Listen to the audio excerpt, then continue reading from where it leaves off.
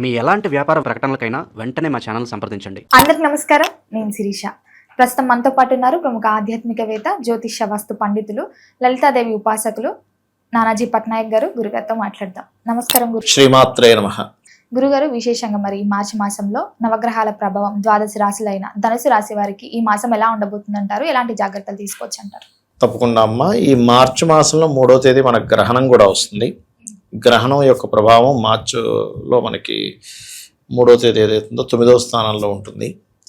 అయితే ఈ మిగతా గ్రహాలు 3వ స్థానంలోనేమో కుజరాహువులు ఉన్నారు, 4వ స్థానంలో రవి, శుక్ర, శని యొక్క స్థితి మార్చి మాసంలో ఉంది. అందులో ముఖ్యంగా 14వ తేదీ నుంచి రవి వెళ్ళి చేరుతున్నాడు అక్కడ. అండ్ గురువు సప్తమంలో సంచరిస్తున్నాడు ధనుసు వారికి. అయితే ఈ యొక్క గ్రహస్థితిని అనుసరించి వీరికి ఏం జరగబోతుంది, ఎటువంటి పరిహార మార్గాలు, ఏ విషయాల్లో జాగ్రత్తగా ఉండాలనేటువంటి అంశాలు చెప్తుంది. నేనైనప్పటికీ చెప్పేసింది సాక్షాత్ లలిత అమ్మవారిగా భావిస్తూ, ప్రధానంగా ఏంటంటే గ్రహణ ప్రభావం వీరికి పర్టికులర్గా 9వ స్థానంలో ఉన్నందుకు లాంగ్ జర్నీ చేసేటప్పుడు, బ్యాంక్ ట్రాన్సాక్షన్స్ చేసే విషయాల్లోని, హైయర్ ఎడ్యుకేషన్లో తీసుకునే నిర్ణయాల విషయాల్లోని, మరియు తండ్రి గారి ఆరోగ్య విషయంలోని ఈ గ్రహణం ప్రభావం అనేటువంటిది వీరికి ఉంటుంది. ఈ ఏదైనా వాహనం, గృహం కొనుగోలు చేసేటువంటి యోగం కనిపిస్తుంది. వీళ్ళ ఇంట్లో ఇంకేదైనా ఇల్లుని ఇంకొంచెం చక్కగా చేసుకునేటువంటి యోగం కూడా కనిపిస్తుంది. కాకపోతే వీరికి ధనస్సు వారికి అర్ధాష్టమ శని నడుస్తుంది. అర్ధాష్టమ శని నడుస్తున్నందుకు ఇంతకాలం నుంచి ఏదైతే ఇప్పుడు 4వ స్థానంలో సాటర్న్ సంచరించేటప్పుడు ఏమవుతుందంటే, ఎవరికైనా కూడా వాళ్ళ ఇల్లు ప్రారంభిస్తారు చూసారా, అవి ఆగుతున్నటువంటివి శుక్రుడు వచ్చి జాయిన్ అవ్వడం వల్ల కొంత రిలీఫ్ వస్తుంది. ఇక్కడ ఇంతకాలం ఆగిందటువంటిది ఈ మాసంలో కొంత రిలీఫ్. అంటే కొంతమంది చూడండి, ఒకసారి ఇల్లు ఏదో స్టార్ట్ చేస్తారు, ఆ మేస్త్రికి అప్పచెప్తారు, ఆయన సగం చేసి సగం వదిలేసి అక్కడికి వెళ్ళిపోతాడు. అయ్యో ఎలారా బాబా ఆగిపోయింది అనుకునేసరికి ఇప్పుడు మళ్ళీ వాళ్ళు వచ్చి కనెక్ట్ అవ్వడం ఇట్లాంటివి జరుగుతూ ఉంటాయి చెప్పాలంటే. ఓకే, అదేవిధంగా కాస్త సంతానాన్ని దూర ప్రాంతాలకు పంపించడానికి, విదేశాలకు పంపించడానికి చాలా అనుకూలంగా ఉంది. సప్తమ స్థానంలో గురువు ఉన్నందుకు ఇక్కడ ఏంటంటే లగ్నాధిపతి సప్తమంలో ఉన్నందుకు ఏంటి, రాశ్యాధిపతి అనుకున్నా, లగ్నాధిపతి అనుకున్నా కూడా ఇది వివాహం కోసం చేసే ప్రయత్నాలు సఫలీకృతం అవుతాయి. ఎట్ ఏ సేమ్ టైం మీకు ఈ సప్తమం అనేటువంటిది రాహువు శని ఎనర్జీస్తో సప్తమంలో ఉండే గురువు ఉన్నాడు కాబట్టి డిఫరెంట్ క్యాస్ట్ వాళ్ళతో అవ్వడము, విదేశీ సంబంధం కుదరడము ఇలాంటివి ఎక్కువగా ఉంటాయి చెప్పాలంటే. ఇక వీరికి ఈ మాసంలో ఫైనాన్షియల్గా గ్రోత్ అయితే ఉంది. ఎందుకంటే 2వ అధిపతికి శుక్రుడు వచ్చి చేరాడు కాబట్టి హోమ్ లోన్స్ లభించడము, లోన్స్ మూలంగా ధనం లభించడము, ఏదైనా ప్రాపర్టీ మూలంగా ధనం లభించడం ఇట్లాంటివి అయితే ఉంటాయి. అందులో ఎటువంటి సందేహం లేదు. కాకపోతే 3వ స్థానంలో ఎప్పుడైతే మనకి కుజుడు రాహు ఉన్నాడో, 3వ స్థానం అనేటువంటి పరాక్రమ స్థానము, సిబ్లింగ్స్ హౌస్ కింద చెప్తారంటే తోబుట్టువులు, అన్నదమ్ములు, అక్క చెల్లెలు వీళ్ళ హౌస్ కింద చెప్తాం. ఎప్పుడైతే 3లో 2 పాపగ్రహాలు ఉన్నాయో, ఒక రకంగా చెప్పాలంటే పరాక్రమానికి ఇది మంచి స్థానం. అంటే మనం ఏదైనా ధైర్యంగా ఒక పని చేయడానికి చాలా మంచి ప్లేస్ ఇది చెప్పాలంటే. కాకపోతే ఇక్కడ 2 ఈ డిఫరెంట్ ఎనర్జీస్ గ్రహాలు ఉండేసరికి చిన్న చిన్న విషయాలకి మానస్పర్ధలు రావడం, మాట అనుకోవడం, డిస్టర్బెన్సెస్ రావడం, డిస్ప్యూట్స్ రావడం అనేటువంటి జరుగుతూ ఉంటుంది. సో ఈ విషయంలో కొంత జాగ్రత్త పడుతూ ఉండాలి. అండ్ అలాగే ఉద్యోగ అవకాశాలు, అందులో ముఖ్యంగా మార్కెటింగ్ రంగాలు, ఈ మీడియా ఇట్లాంటి రంగాల్లో ఉండేటువంటి వారికి కొత్త ఉద్యోగ అవకాశాలు లభిస్తాయి. అందులో ఎటువంటి సందేహం లేదు.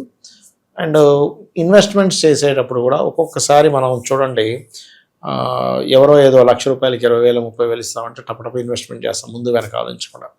అటువంటి ఇన్వెస్ట్మెంట్లు చేయకూడదు. ఎందుకు అంటే ఇక్కడ ఆలోచన కారకుడు, ఇన్వెస్ట్మెంట్ కారకుడు ఇద్దరు కూడా కుజుడే అవుతున్నారు. ఇక్కడ పంచమ వ్యయాధిపతి రాహుతో ఉన్నప్పుడు ఏమవుతుందంటే, సీక్రెట్ సైన్లో ఉన్నప్పుడు ఇలాంటివి వచ్చినప్పుడు ఇంట్లో వాళ్ళు కూడా చెప్పరు. ఇంట్లో వాళ్ళు చెప్తే వద్దంటారేమో, ఈ మంచి అవకాశం పోగొట్టుకుంటారు. మీరు చూడండి, ఇలాంటి లైఫ్లో ఇలాంటివి జరిగేవన్నీ కూడా అప్పటి వరకు అన్నీ చెప్తారు, కానీ ఇలాంటి విషయాలు ఇంట్లో చెప్పరు. మా ఇంట్లో చెప్తే వద్దంటారేమో, వద్దంటే నాకు ₹1,30,000 వచ్చేది, వీళ్ళు పోగొడతారు కాబట్టి నేను చెప్పని కట్టేస్తాను అనుకుంటారు. పోయాక అప్పుడు చెప్పుకుంటారు. అట్లా ఏంటంటే ఇలాంటివి సంఘటనలు జరగకుండా ఉండాలంటే వీళ్ళు లక్ష్మీనరసింహస్వామి ఆరాధన మరియు దుర్గాదేవి ఆరాధన ఎక్కువగా చేయాలి. అప్పుడు ఇలాంటి వాటిల్లో వీళ్ళు పడకుండా ఉండడం జరుగుతుంది. గురుగారు, విశేషంగా మరి ఈ మాసంలో వీరి స్వభావం ఎలా ఉంటుందంటారు?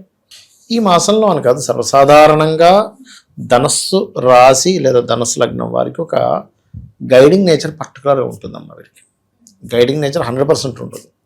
అయితే ఈ మాసంలో వీళ్ళ నేచర్ ద్వారా ఎలాంటివి ఎక్కువ కనెక్ట్ అవుతాయని చూసుకుంటే కనుక, కొంచెం చతుర్థ స్థానంలో అర్ధాష్టమ శని నడుస్తుంది కాబట్టి కొంచెం ఇందాక మనం చెప్పుకున్నట్టుగా ఈ గృహము ఇట్లాంటి విషయాలు లేట్ అవడం వల్ల వీళ్ళ అవతల వాళ్ళ మీద ఏదో కోప్పడడం వల్ల వీళ్ళు నిందపడాల్సి వస్తూ ఉంటుంది.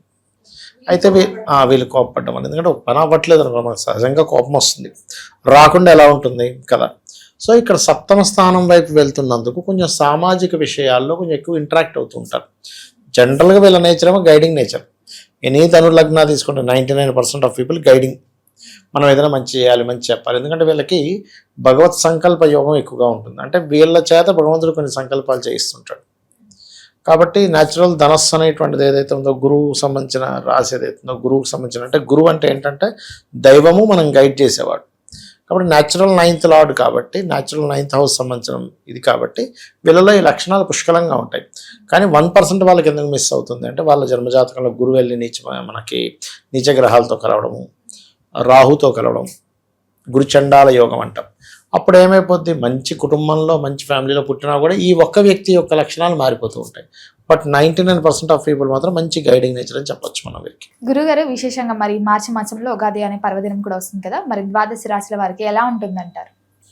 ఉగాది అనేటువంటిది ఏంటంటే అమ్మా, ఇది మనకి సంవత్సర ఫలితాలు చెప్పేటువంటి విషయంలో కొన్ని డిఫరెంట్ ఇవి ఏం చూసుకోవాలి ఉగాది నుంచి అని చూసుకోవాలి. ఏళ్ళనాడు ఒకటి నడుస్తుంది. అందుకని ఏంటి, ఇన్వెస్ట్మెంట్ చేసేటప్పుడు ఎక్కువ తొందరపడి ఇన్వెస్ట్మెంట్లు చేసుకోకూడదు, నిర్ణయాలు జాగ్రత్తగా తీసుకోవాలి. పంచమంలో కేతు ఉన్నందుకు, లాభంలో ఉండే రాహు మంచివాడు. వీళ్ళు ప్రాపర్టీస్ కొనుగోలు చేయడం ఇట్లాంటి విషయాల్లో కొంచెం జాగ్రత్తగా ఉండాలి. అండ్ గురువు 2లో ఉన్నాడు, ధనయోగాన్ని ఇస్తాడు, అక్కడ ఇవ్వడానికి కాదు.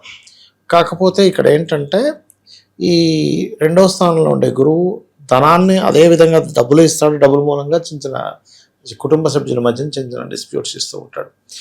ఇక్కడ భాగ్యస్థానంలో రాహు ఉన్నాడు కాబట్టి వీళ్ళెంత పితృకర్మలు చేసుకుంటుంటే అంత మంచిది. 9వ స్థానంలో రాహు కాబట్టి ఉద్యోగ అవకాశాలు అదేవిధంగా వస్తాయి, కానీ వర్క్ స్ట్రెస్ ఎక్కువగా ఉంటుందనే విషయం గుర్తుపెట్టుకోవాలి. 3లో కేతు మంచివాడే, కానీ కమ్యూనికేట్ చేసేటప్పుడు ఎలాంటి విషయాల్లో మనం కమ్యూనికేట్ చేసుకుంటున్నామని చూసుకోవాలి. అంటే అష్టమ రాహు ఉన్నాడు కాబట్టి వాహనం మీద వెళ్ళేటప్పుడు కాస్త స్లోగా వెళ్ళడం, ఉద్యోగం విషయంలో ఉన్న ప్రదేశంలోనే ఉండడం కాకుండా మార్పు కోసం ట్రై చేస్తూ ఉండాలి. మారితేనే వీళ్ళకి బాగుంటుంది. 2లో కేతు ఉన్నాడు కాబట్టి వీళ్ళకి ఏ రూపాయి వచ్చినా సరే ఒకసారి గణపతిని తలుచుకొని ఆ రూపాయి వినియోగించుకున్నట్లయితే ఇబ్బంది అనేటువంటిది ఉండదు. వీళ్ళు ఎంత ఆన్లైన్లో చేసే బిజినెస్ల వల్ల వీళ్ళు బాగా కలిసి వస్తుంది. అలాంటి బెట్టింగ్లు, గుర్రం పందాలు, క్రికెట్ బెట్టింగ్లు ఇవి కాదు, ధర్మబద్ధంగా వచ్చేటువంటివి. కాకపోతే కొంత రీసెర్చెస్ చేయడము ఇట్లాంటి వాటి మూలంగా కొంత ఇన్సూరెన్సెస్ కట్టాల్సినవి టైంకి కట్టాలి. అండ్ యాన్స్టర్స్ ప్రాపర్టీ విషయంలో కొంచెం జాగ్రత్తగా ఉండాలి. బట్ కొంచెం ఈ రీసెర్చెస్ విషయంలో కొంత జాగ్రత్తగా ఉండాలి. ఏళ్ళనాడు శని 2వ స్థానంలో జరుగుతుంది, సప్తమంలో కేతు ఉన్నాడు. మనకి ఈ ఉగాదికి ముందు రవిచంద్ర గ్రహణాలు కూడా కలిగాయి కాబట్టి వివాహ నిర్ణయాల విషయంలో జాగ్రత్తగా ఉంటే వీళ్ళ కొంచెం ఎంతైనా పంచమ గురువు కాబట్టి సంతాన ప్రాప్తది కూడా ఉంటుంది చెప్పాలంటే. కాకపోతే ఏళ్ళనాడు శని 2వ స్థానంలో ధనస్థానంలో జరుగుతుంది కాబట్టి కాస్త గోవులకి బెల్లం తినిపించడం చేస్తూ ఉంటే కూడా వీళ్ళకి ఫైనాన్షియల్ గ్రోత్ ఉంటుంది. ఏ రాశిలోనే వెళ్ళినాడు సరే కొంచెం వర్క్ స్లో అవుతూ ఉంటాయి, కొంచెం శ్రమ ఉంటుంది.